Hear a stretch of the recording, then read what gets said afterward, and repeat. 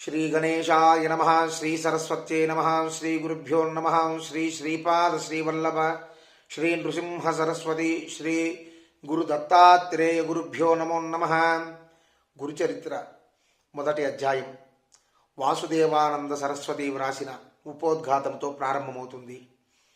ప్రతి ఒక్కరూ శ్రద్ధాభక్తితో ఆలకించి గురు దత్తాత్రేయ స్వామివారి యొక్క కృపకు పాత్రులు కావాలని మనస్ఫూర్తిగా స్వామివారిని కోరుతున్నాను. అందరూ ఒక్కసారి మనసులో అనుకోండి, జై గురుదత్త. గురుచరిత్ర మొదటి అధ్యాయం. మసక చీకటిలో త్రాడును చూచి పాము అని భ్రమించి భయపడతాం, కానీ తర్వాత దీపం సహాయంతో అది ఒక త్రాడు అని తెలియగానే ఆ భ్రాంతి భయము తొలగుతాయి. అలానే వాస్తవానికి బ్రహ్మము అనబడు పరమాత్మ ఒక్కడే ఉన్నాడు. అజ్ఞానం వలన మనకు ఆయన స్థానే జగత్తు గోచరించి భయము దుఃఖము కలుగుతాయి. అయితే ఆత్మజ్ఞానము అనే వెలుగు సహాయంతో పరమాత్మను తెలుసుకున్న క్షణంలోనే దుఃఖరహితము ఆనందమయము అయిన బ్రహ్మమే సత్యము అనే అనుభవం అవుతుంది.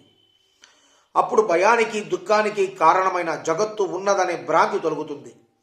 అంటే ఈ జగత్తు మిథ్య అని తేలిపోతుంది. సర్వత్రా నిండి ఉన్న బ్రహ్మమే గురువు యొక్క నిజతత్వం. సచ్చిదానంద స్వరూపుడైన శ్రీ గురుదేవునికి హృదయపూర్వక నమస్కారము. ఆ పరబ్రహ్మమే సత్యమైనది. అజ్ఞానం వలన దుఃఖంలో మ్రగ్గుతున్న జీవులపై కరుణతో వాటికి ఆ దయానిధి తన నిజతత్వాన్ని బోధించడానికి అత్రి మహర్షి పుత్రుడై జన్మించి శ్రీ దత్తాత్రేయుడు అని పేరు పొందాడు. భక్తితో తనను ఆశ్రయించిన కార్తవీర్యార్జునుడు, యదువు మొదలైన వారిని ఈ సంసారము అనే దుఃఖ సాగరం నుండి ఉద్ధరించాడు.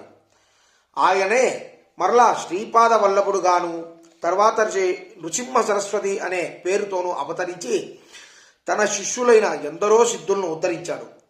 పరమ గురువైన ఆ దత్తమూర్తి నేటికి కృష్ణా భీమా అమరజ సంగమ నదీ తీరంలోని గంధర్వపుర నివాసి అయి స్మరించిన వారికి వెంటనే ప్రసన్నుడవుతున్నాడు.